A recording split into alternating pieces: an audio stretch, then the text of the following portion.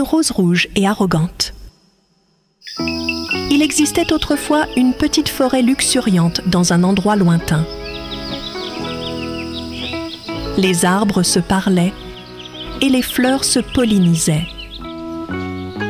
Les plantes et les arbres appréciaient d'être ensemble dans la forêt. Un jour, par l'une des plus belles journées du printemps, une rose étonnante et captivante s'est épanouie. C'était un petit bouton qui s'est transformé en une petite fleur. C'était la chose la plus belle que l'on ait jamais vue, même si elle n'avait pas encore fini de fleurir. 2 cactus ont poussé juste à côté de la rose. Elles avaient des formes distinctes et étaient ravies d'avoir une rose entre elles. Bonjour, je m'appelle Rosie. Nous sommes des cactus, enchantés de vous rencontrer. Tes pétales sont magnifiques, Rosie. J'aimerais avoir des pétales comme les tiens. Merci, mais tout le monde ne peut pas être intelligent, séduisant et parfumé, n'est-ce pas? Ha ha ha ha. La remarque arrogante de Rosie fit sursauter tout le monde. Bien que sa floraison soit récente, elle est très fière de sa fleur. Les 2 cactus ont beaucoup d'eau en réserve. Ils donnaient chacun de l'eau à Rosie pour l'aider à rester en bonne santé. Ils adoraient Rosie et ne l'ont jamais prévenue que si elle ne buvait pas assez d'eau, elle mourrait. Les jours passèrent et Rosie grandit. Elle devint la plus belle fleur du monde. Elle avait des couches et des couches de pétales et était d'un cramoisi éclatant. Les 2 cactus étaient très fiers de leur Rosie. Ses racines s'étendaient sous la terre, ce qui lui permettait de rester bien stable au sommet. Je suis clairement la plus belle des fleurs ici. Regardez mes pétales éblouissants. Hi hi hi. Rosie, il y a des tonnes de fleurs merveilleuses ici. Tu n'es que l'une d'entre elles. Quoi? Comment peux-tu me comparer à ces cactus hérissés? Je suis bien plus belle qu'eux. Les cactus étaient mécontents de ce qu'ils avaient entendu et ne pouvaient rien dire. Rosie, ce que tu as dit aux cactus n'était pas gentil. Et tu as aussi des épines. En fait, il n'est pas bon de comparer un cactus à une jolie rose comme moi. Que sais-tu de la beauté? Tu ne fleuris même pas. Ni le cactus, ni le tournesol, ni les arbres ne pouvaient s'adapter à la personnalité de Rosie. Car c'était une fleur qui ne cessait de se féliciter elle-même. Les jours passèrent et la nature sauvage finit par recevoir un visiteur. C'était un touriste à cheval.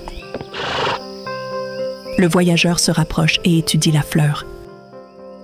Oh là là, regarde-moi. La fleur est très belle. Cette fleur est très belle. Oh, merci, étranger. Je suis persuadé que si j'enlève cette fleur et que je l'emporte avec moi, je recevrai un grand prix. Vous devez vous placer en toute sécurité dans le jardin pour que tout le monde puisse vous voir. Mais les 2 cactus en sont conscients. Ils savaient qu'une fois déracinée, Rosie ne survivrait pas longtemps. Ils ont immédiatement meurtri le touriste qui s'approchait pour déraciner la rose. Ah! Le voyageur s'assit sur son cheval et partit. Les 2 cactus rirent bruyamment, mais pas Rosie. Comment osez-vous tous les 2? Pourquoi êtes-vous si jaloux de moi? Jaloux? Rosie, tu ne comprends pas. Il te prenait simplement pour son profit. Il ne se serait pas soucié de vous.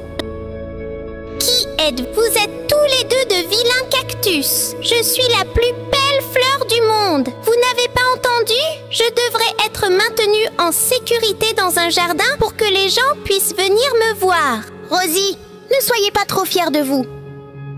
Pourquoi pas? Qu'est-ce qui vous rend si spéciaux tous les 2? Nous pouvons conserver l'eau pendant des années. Comment pensez-vous survivre? Mais Rosie n'écoutait pas.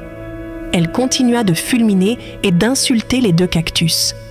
Elle décida de ne plus jamais boire l'eau des cactus. Les cactus étaient scandalisés par ce qu'ils avaient entendu et ne pouvaient rien dire. Les jours passèrent et l'été arriva enfin. Le tournesol était ravi. Avec son visage jaune brillant, elle suivait les rayons du soleil tout au long de la journée. Les cactus, quant à eux, buvaient l'eau qu'ils avaient conservée pendant l'hiver, ce qui leur permettait de rester forts et en bonne santé tout l'été. Même les petits oiseaux venaient chercher de l'eau auprès des cactus. Les premiers jours, Rosie était vraiment ravie. L'eau contenue dans ses racines était utilisée pour l'hydrater. Elle ne regardait jamais les cactus et gardait une posture arquée. Mais une semaine plus tard, elle a commencé à se sentir faible. Elle a essayé de se tenir droite car elle ne voulait pas révéler sa fragilité aux cactus. Cependant, une fois que l'eau de ses racines fut épuisée, ses entrailles cédèrent et elle commença à haleter. Un jour de plus passa et Rosie était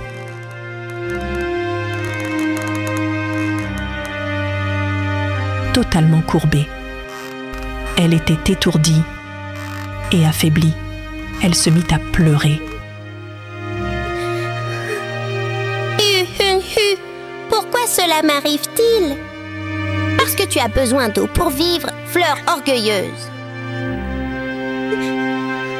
Rosie commença même à tomber de soif. Va-t-il jamais pleuvoir ici? Rosie, l'été doit passer avant qu'il ne pleuve. Mais je commence à dépérir de cette soif. Je n'ai plus aucun attrait. Vous pouvez demander de l'aide aux cactus si vous le souhaitez. Rosie a remarqué que les cactus étaient ravis d'aider les autres fleurs, mais elle était trop fière pour le dire parce qu'elle leur avait toujours parlé durement. Cependant, lorsqu'un autre pétale se flétrit et tombe de sa tête, elle ravale sa fierté et accepte d'être gênée. Elle demanda de l'aide aux cactus.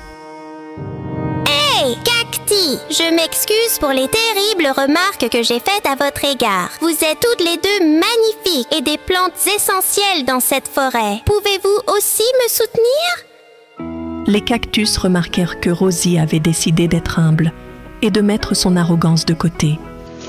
Et ils partagèrent leur eau avec elle. Elle sentit la vie renaître en elle et ses pétales colorés se déployèrent dans les rayons du soleil. Depuis ce jour, Rosie a appris à ne plus évaluer ses camarades en fonction de leur apparence. Car, quelle que soit notre diversité, nous sommes tous destinés à être beaux et utiles.